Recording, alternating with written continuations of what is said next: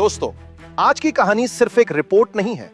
ये वो साइलेंट धमाका है जिसे दुनिया अभी ठीक से सुन भी नहीं पाई है। वो काम जो सालों से चीन करता आया था, आज वही काम भारत ने उससे भी आगे जाकर कर दिया है। और ध्यान रखिए, ये कोई अफवाह, कोई राजनीतिक बयान या कोई चुनावी शोर नहीं है। ये खुलासा आया है उस इंटरनेशनल संस्थान से जिसकी रिपोर्ट व्हाइट हाउस से लेकर वॉल स्ट्रीट तक टेबल पर रखी जाती है।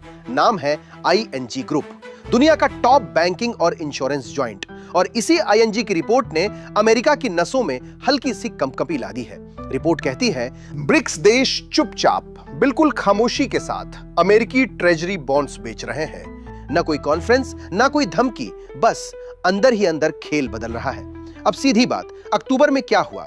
अकेले एक महीने में ब्रिक्स देशों ने $29 बिलियन के अमेरिकी बॉन्ड बेच दिए। और सबसे बड़ा झटका, इस बार लीड चीन ने नहीं ली, भारत ने ली। भारत ने अक्टूबर में चीन से ज्यादा US ट्रेजरी डंप कर दी। यानी गेम चेंज हो चुका है, खिलाड़ी बदल चुके हैं और मैदान वही है, अमेरिका की अर्थव्यवस्था। अब सवाल उठता है, ये हो क्या रहा है? क्या ये सिर्फ फाइनेंशियल मैनेजमेंट है या फिर ये वही चुपचाप चल रही जंग है जिसे दुनिया कह रही है डी-डॉलराइजेशन, यानी बिना शोर किए डॉलर से दूरी। दोस्तों, पहले समझिए कि ये ट्रेजरी होती क्या है। आसान भाषा में ये अमेरिका का उधार है। दशकों तक इसे सबसे सुरक्षित निवेश माना गया, लेकिन अब वही देश जो अमेरिका पर भरोसा करते थे, वे धीरे धीरे उससे दूरी बना रहे हैं। चीन की कहानी देखिए, एक साल पहले $760 अरब के बॉन्ड थे, आज 690 अरब से भी नीचे।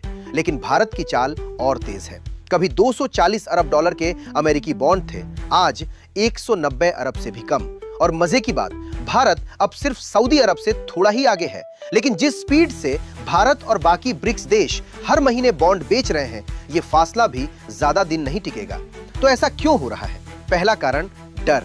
अमेरिका ने रूस के अरबों डॉलर फ्रीज कर दिए। दुनिया समझ गई, अमेरिका नाराज हुआ तो किसी का भी पैसा एक सेकंड में रुक सकता है। दूसरा कारण, अमेरिका की लड़खड़ाती अर्थव्यवस्था। 36 से 38 ट्रिलियन डॉलर का कर्ज और हर साल $1.2 ट्रिलियन सिर्फ ब्याज में उड़ जाते हैं। नया कर्ज लेकर पुराना ब्याज चुकाना, भला ये मॉडल कितने दिन चलेगा? तीसरा कारण, भारत की रणनीति। रुपया गिरता है तो RBI अपने पास रखे अमेरिकी बॉन्ड बेचकर डॉलर को मार्केट में डालता है ताकि रुपया संभल सके।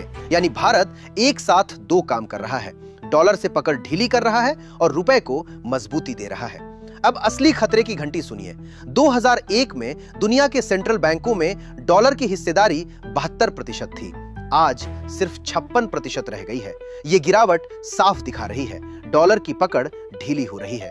और जिस दिन दुनिया ने अमेरिका को उधार देना बंद किया, उस दिन अमेरिका का फ्री पैसा, इनोवेशन, रिसर्च, स्टार्टअप, सबकी स्पीड ब्रेक हो जाएगी। दुनिया का मनी पावर मॉडल एक झटके में बदल जाएगा।